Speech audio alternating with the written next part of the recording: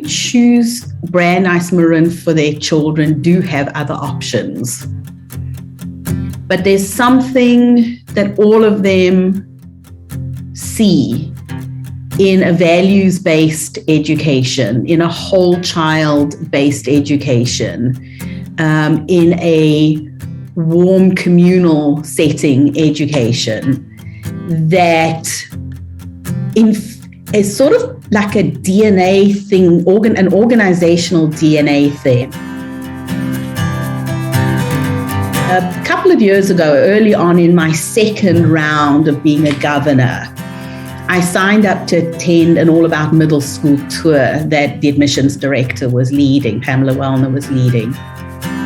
And as we went in and out of the different classrooms, I was very struck by two things.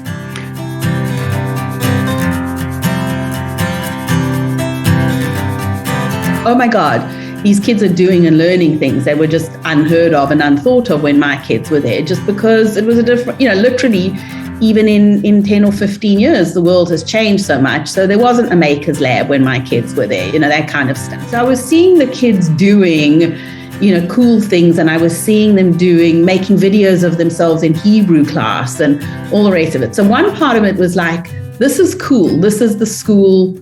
If I was a mom now and I was looking for a school for my kids, I would want to be able to check all these boxes, all these things are happening.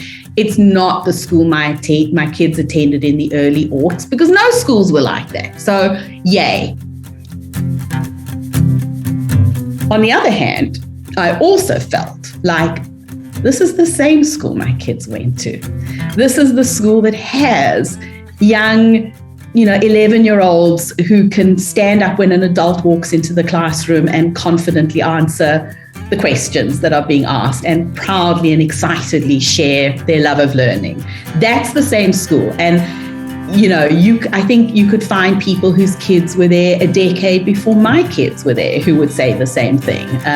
It's the same school that when the 8th graders come to graduate, whether the kid joined the school a year before in 7th grade, whether they joined in middle school at the start of 6th grade, whether they joined in 3rd grade, whether they joined in kindergarten, they could stand up in front of a room of, 500 people and deliver a confident speech about their time at Brandeis. And that hasn't changed. That's part of the school's DNA. It's part of its sort of magic